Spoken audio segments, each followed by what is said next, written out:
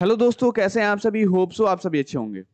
दोस्तों, आज के इस नेक्स्ट वीडियो में डिस्कस करने वाले हैं chapter third, that is your statistical investigation के इंपॉर्टेंट एमसीक्यूज, जो कि आपके सेमेस्टर एग्जामिनेशंस के रिगार्डिंग बहुत ज़्यादा इंपॉर्टेंट हो जाते हैं। अभी जितने भी सारे एमसीक्यूज हैं ये आपके सेमेस्टर एग्जामिनेशन के लिए इंपॉर्टेंट हो जाते हैं। तो इन सारे एमसीक्यूज के बारे में या चैप्टर थर्ड से रिलेटेड जितने भी एमसीक्यूज इंपॉर्टेंट होंगे उस सारे के सारे एमसीक्यूज के रिगार्डिंग हम लोग इस वीडियो में डिस्कस करेंगे। चलिए स्टार्ट करते हैं। सबसे पहले इंपॉर्टेंट जो आपका एमसीक्यू आता है वो ये आता है कि स्टैटिस्टिकल इन्वेस्टिगेशन के दौरान क्या क्या चीजें हैं या क्या क्या पॉइंट्स है जो हम लोग को कंसीडर करना चाहिए। सबसे पहले बात करते हैं कि भाई ये जो स्टैटिस्टिकल इन्वेस्टिगेशन है ये कर क्यों रहे हैं, यानी कि सबसे पहले हम लोग को प्रॉब्लम को डिफाइन करना होगा या फिर क्या प्रॉब्लम है। कोई भी चीज जो है या फिर किसी भी चीज का इन्वेंशन क्यों होता है, बेसिकली किसी प्रॉब्लम को खत्म करने के लिए। यानी कि सबसे पहले हम लोग वो प्रॉब्लम फेस करते हैं, आफ्टर दैट हम लोग एक कंक्लूजन पे आते हैं या फिर ऐसे स्टेप्स पे आते हैं कि भाई किस तरीके से उस प्रॉब्लम को सॉल्व किया जाएगा। वैसे स्टैटिस्टिकल इन्वेस्टिगेशन भी है। स्टैटिस्टिकल इन्वेस्टिगेशन किसी प्रॉब्लम की वजह से इस स्टैटिस्टिकल इन्वेस्टिगेशन का इन्वेंशन हुआ। तो सबसे पहले हम लोग को क्या करना पड़ता है, प्रॉब्लम को डिफाइन करना पड़ता है, यानी कि डेफिनेशन ऑफ प्रॉब्लम।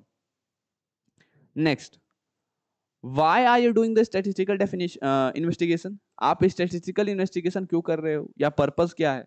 ठीक है, तो पर्पस डिफाइन करना या पर्पस ऑफ इन्वेस्टिगेशन ये भी कंसीडर करना होता है। अब क्या क्या वो सोर्सेज होंगे या क्या क्या वो बेसिकली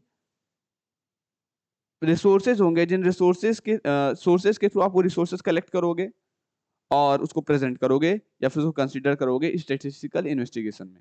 यानी कि आपको इंफॉर्मेशन के सोर्सेज को भी कंसीडर करना होगा। ठीक है, यानी कि सोर्सेज ऑफ इंफॉर्मेशन को भी कंसीडर करना होगा। That is your third point.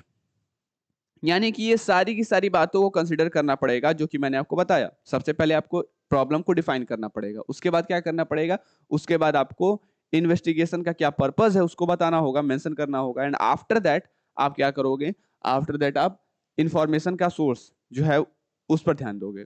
तो ये सारे के सारे बातें आपको मैंने बताई जो कि इन्वेस्टिगेशन के दौरान, स्टैटिस्टिकल इन्वेस्टिगेशन के दौरान इंपॉर्टेंट हो जाता है। दैट इज ऑप्शन डी, इसका सही ऑप्शन हो जाएगा। नेक्स्ट है स्टैटिस्टिकल इन्वेस्टिगेशन का ऑब्जेक्ट और स्कोप कब डिसाइड होता है। देखिए, जो स्टैटिस्टिकल इन्वेस्टिगेशन है इसका स्कोप और इसका ऑब्जेक्ट जब आप डाटा को कंपाइल कर लेते हो उसके बाद होता है, या उसके पहले होता है, या फिर डाटा जब आप कंपाइल कर रहे हो उसी दौरान होता है, या फिर कभी नहीं होता है। देखो, सबसे पहली बात, कभी नहीं होने वाली बात तो होगी ही नहीं, क्योंकि हम लोग को कंपाइल तो करना ही होगा। फिर क्या हम लोग डाटा को पहले कंपाइल कर लेंगे उसके बाद स्टैटिस्टिकल इन्वेस्टिगेशन करेंगे, क्या ऐसा होता है? देखते हैं भाई। या फिर कंपाइलेशन ऑफ डाटा के पहले हम लोग ऑब्जेक्ट बना लेते हैं, या डाटा के कंपाइल करने के बाद इसका ऑब्जेक्ट तय करते हैं कि क्या इसका ऑब्जेक्टिव रहेगा। तो देखिए, ऑब्जेक्ट और स्कोप स्टैटिस्टिकल इन्वेस्टिगेशन का अगर हम लोग पहले कर देते हैं तो इसमें भी गलती होगी। क्या गलती होगी? जैसे कि अगर हम लोग कोई भी स्टैटिस्टिकल इन्वेस्टिगेशन करते हैं तो उसके बाद अगर उसका मतलब कि कोई भी कंपाइलेशन करते हैं, डाटा कंपाइल करते हैं, उसके पहले ऑब्जेक्ट उसका बता देते हैं कि भाई ये चीज करना है। डाटा भी कंपाइल हुआ नहीं है, डाटा को आपको पता नहीं कि डाटा कहाँ कहाँ से लाया जाएगा, लेकिन हाँ आपने स्कोप ऑब्जेक्ट अच्छे से बाकायदे से बता दिया है। क्या ऐसा पॉसिबल है? हाँ, हो सकता है, बट ये फ्रूटफुल नहीं होगा।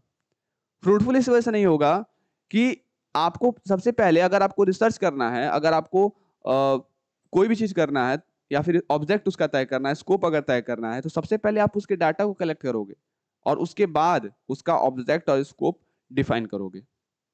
ये नहीं कि भाई कुछ इंफॉर्मेशन कलेक्ट किया नहीं हो और स्कोप और ऑब्जेक्ट ये सब डिसाइड कर दिए हो, कहो कि नहीं बाद में करेंगे डाटा कंपाइलेशन, सबसे पहले ऑब्जेक्ट और ये सारी चीजें हम लोग बता देते हैं। तो ऐसा नहीं होता है, या फिर ऐसा चीज हम लोग डिसाइड नहीं कर सकते हैं, या फिर इस तरीके से हम लोग ऑब्जेक्ट और स्कोप को डिसाइड नहीं करेंगे। ठीक है,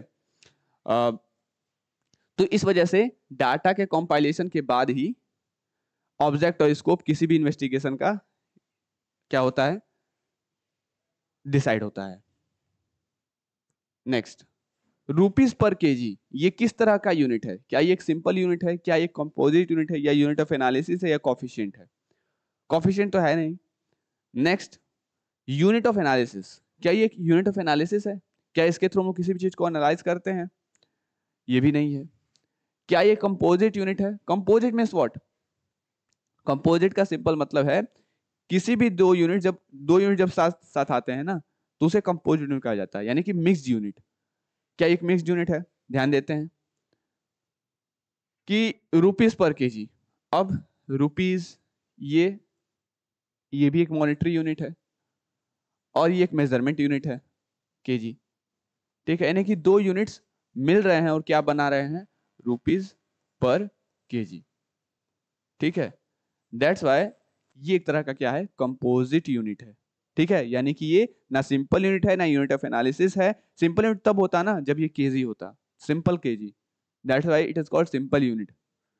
ठीक है, नेक्स्ट है unit of analysis and interpretation include. Unit of analysis और इंटरप्रिटेशन, इसमें क्या क्या चीजें इंक्लूड होती हैं? क्या इसमें कॉफिशिएंट आता है, रेट आता है, रेशियो आता है, ये सारी की सारी चीजें आती हैं। तो अगर आप ध्यान दें तो यूनिट ऑफ एनालिसिस में या इंटरप्रिटेशन में कॉफिशिएंट भी आता है, रेट भी आता है, रेशियो भी आता है, यानी कि ये सारी चीजें आती हैं। इस वजह से ऑप्शन डी, रेट आएगा, रेशियो आएगा, नहीं इंटरप्रिटेशन में तीन चीजें आएंगी आपकी। एक आएगा कॉफिशिएंट, फिर आएगा रेट, फिर आएगा रेशियो। यानी कि इन्हीं के थ्रू हम एनालाइज और इंटरप्रेट करेंगे, यानी कि चीजों को एनालाइज करके उसके बाद उसको इंफॉर्मेशन को बताएंगे। ठीक है, इंटरप्रेट करेंगे, उस पर एक डिसीजन लेंगे। तो कॉफिशिएंट को कंसीडर करेंगे, फिर रेट और फिर रेशियो, ये तीनों चीजें में इंक्लूड आता है आपका कॉफिशिएंट, रेट और रेशियो। ठीक है, सिर्फ 4 इंपॉर्टेंट क्वेश्चंस हैं regarding your third unit, that is basically your statistical investigation.